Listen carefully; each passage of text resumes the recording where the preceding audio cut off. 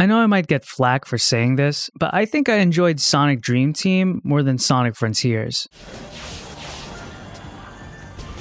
What? You can chalk this up to recency bias, but after playing through Sonic Dream Team, my expectations were blown away. I didn't expect a game of this quality to come from Sega partnering with Apple Arcade. It has everything I've been wanting in a modern 3D Sonic game. A platformer where Sonic gets to explore bright, imaginative worlds alongside his friends, who each have a chance to shine in both the story and the gameplay. But as I was playing, I noticed how within Sonic Dream Team are real-life connections to psychology, folklore, and even pop culture. And if you're at all familiar with my channel, then you know that my job is to overanalyze Sonic and his world. So that's exactly what I plan on doing in this video. We'll be examining Sonic Dream Team from a symbolic and psychological perspective. Now, as a warning, this particular analysis is me really just spitballing ideas here. The connections I've noticed are faint, but I feel like there's enough interesting ones to warrant a video analysis. Plus, I just thought it'd be fun. So the game opens with Cream and Cheese trapped inside a containment chamber. The two are connected to an ancient relic called the Reverie, which according to Eggman's monologue, will help make his dreams come true. While hacking into the artifact, a mysterious voice from the Reverie reprimands Eggman for using Cream, a child, as a puppet for his newest scheme. The voice then stops Eggman from hacking into the Reverie. After this lockdown, mist begins to flow out of the artifact as the screen fades to black. A few moments later, Sonic and the gang find Eggman asleep on the floor as they try to free Cream and Cheese from the containment chamber. When looking into Eggman's files, Tails notifies the gang that Eggman is using Cream and Cheese as a conduit to interface with the Reverie. He also learns that this artifact has the power to control dreams. After this revelation, mist begins to flow out of the Reverie again, putting everyone to sleep. But despite being physically in Eggman's lair, our heroes are transported into another world. Sonic wakes up to a tropical land floating above the clouds. After reaching the portal at the end of the level, Sonic finds the person behind the mysterious voice. Well, nice to put a face to the voice. Likewise. I am Ariem, Dreamweaver and Guardian of the Reverie. As we speak with Ariem, we learn that our heroes are actually trapped inside the Reverie. The only way Sonic and his friends can be freed is by collecting dream orbs and locating the dream core. And in order to complete both objectives, our heroes have to venture their way through dreamscapes constructed by Dr. Eggman's mind. But the most important detail we learn from Ariem is how the Reverie is capable of turning someone's dreams into reality. The catch is that this power can only be given to someone with a pure heart. This is the reason why Dr. Eggman kidnapped Cream in the first place. He hoped they could use her as a way to bypass the Reverie and turn his dream of world domination into reality. Now, there's a lot to derive from the bit of exposition I just gave out. Let's start with the premise of Sonic Dream Team. The whole story reminds me of a very well-known movie. You've probably heard of it, Christopher Nolan's Inception.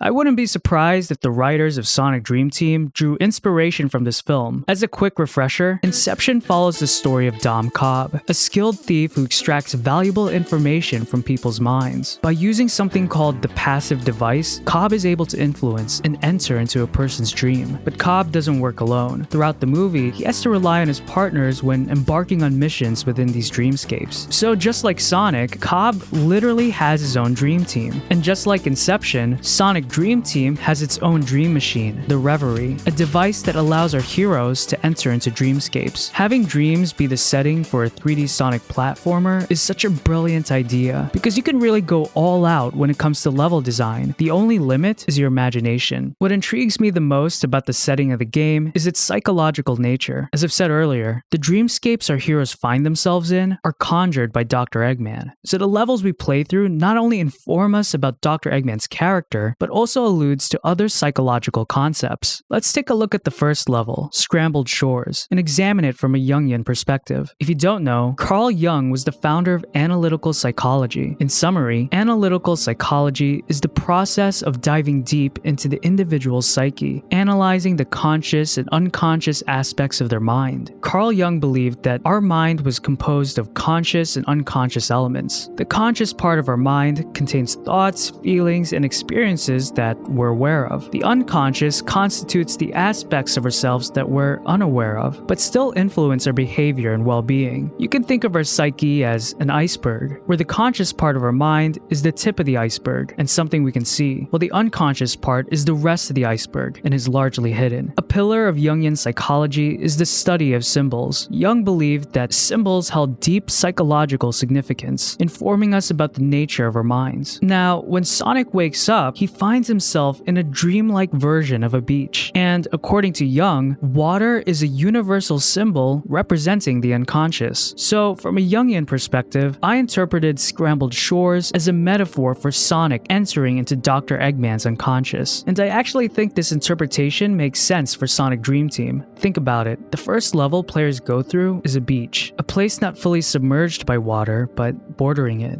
It represents the first layer of Eggman's psyche. Scrambled shores can be seen as a threshold that needs to be crossed before diving deeper into Eggman's mind. After crossing this threshold, we see that the Doctor's dreamscapes gradually become more dark or industrialized. These elements form a picture of Dr. Eggman's nature and core desire. According to psychoanalyst Sigmund Freud, dreams are a form of wish fulfillment. And no surprise here, Eggman's dreams, his wish, is to rule the world through the Eggman Empire. The most explicit representation of this desire can be found in the last dreamscape, literally called Ego City, a bustling metropolis where Eggman holds supreme rulership. Eggman's dreamscapes highlight two core aspects of his personality: his desire for control and his pride. When we zip through Ego City, we can hear Eggman's desire for control as he spouts out rules and regulations that need to be followed. Rolling into a ball is strictly prohibited. His controlling nature is also present in the level designs of his dreamscapes. As I've said earlier, after Scrambled Shores, we see how Eggman's dreams become more industrialized, mechanical. Machines can be understood, programmed, be broken apart, and then be put together. Machines can be controlled, unlike nature, which is wild and untamable. That's why Eggman literally wants to put animals into giant robots.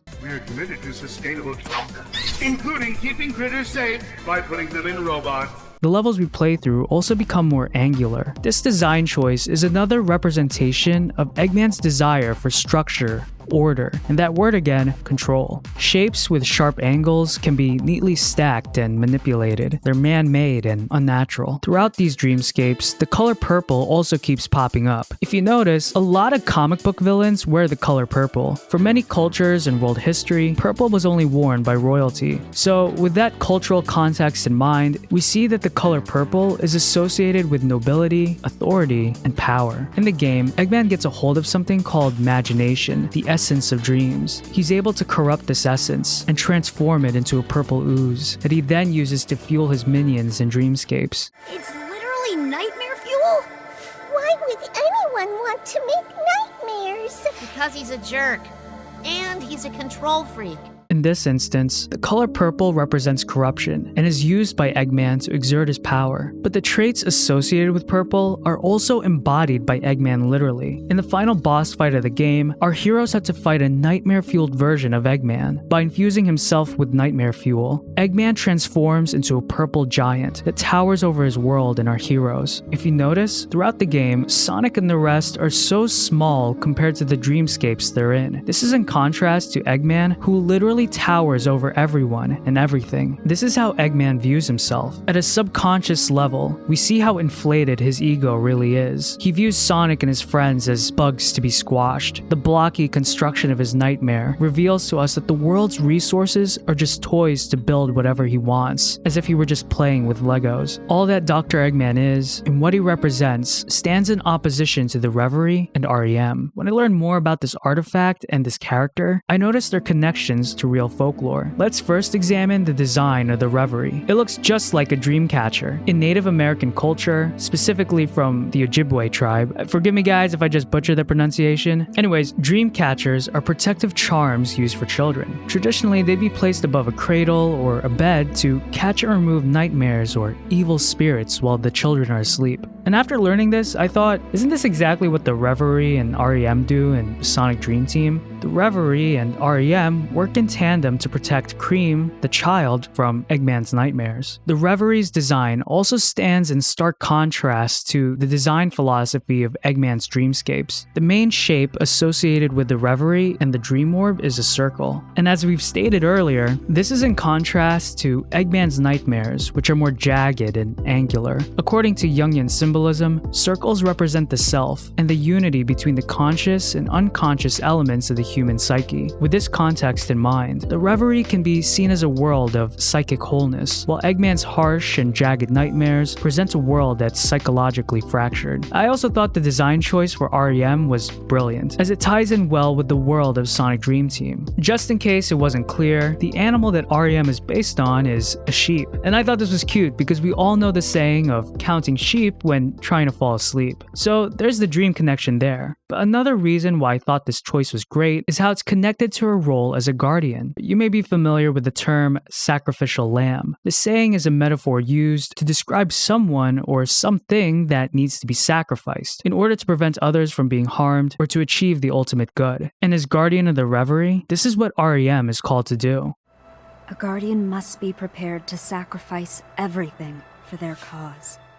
Look, I know that the game is called Sonic Dream Team, but as you can tell from this video, I'd argue that the story is really about Dr. Eggman, Ariem, and of course, Cream the Rabbit. To me, Cream is the linchpin of this whole entire story. She's the one that connects Eggman, Sonic, and the rest to Ariem and the world of the Reverie. From a Jungian perspective, I view Cream as embodying the child archetype. Without going into too much detail, Jung believed that archetypes were universal themes and symbols that arise from something called the collective unconscious. To Jung, the collective unconscious is the deepest layer of our unconscious mind and is shared by all humans. One of the main archetypes for the collective unconscious is called the child. The child is known for its purity and innocence, and if you're at all familiar with Cream, then you know that she fits this description perfectly. Another important aspect of the child archetype is both its power and vulnerability. In Sonic Dream Team, Cream is the most powerful character, but also is the weakest character. For obvious reasons, she's the weakest because she's still a kid and untrained. But at the same time, she's the strongest because she's the only one that can use the Reverie. Remember, Ariem says that the power of the Reverie can only be given to those with a pure heart, a child, and that's what Cream is. Another core trait of the child archetype is potentiality. Whenever you see a child, you get a glimpse of the future. Potentiality often expresses itself as an idea, and nothing is more dangerous than an idea. An idea is like a virus, resilient, highly contagious, and the smallest seed of an idea can grow. Grow to define or destroy you. Cream holds immense power because only she is capable of manifesting potentiality into reality. In Sonic Dream Team, Eggman wants to usurp this power in order to create his own twisted future. The dynamic between these two characters reminds me of the child hero myth. I'm like 100% sure that all of you guys watching right now have heard some version of this myth. The child hero myth is an age-old story of how the powerful yet weak child is able to topple down an oppressive regime or a dark malevolent force. In these stories, the king or the ruler wants to vanquish the child because they know that the child is able to upend their regime. A popular example of the child hero myth would be Harry Potter and his fight against the Dark Lord Voldemort. In the context of Sonic Dream Team, Eggman is the ruler who recognizes that Cream has the power to make his dream come true or to ruin it. So what'd you guys think about Sonic Dream Team? Am I overanalyzing this? Is this all in my head? Probably. Whether you guys agree or disagree with me, I'd love to hear your thoughts in the comments below. If you enjoyed this video, please leave it a like. It helps support the channel. Subscribe and hit that bell icon if you want to be notified of when my next video comes out. Thank you guys for watching. Until next time, peace out.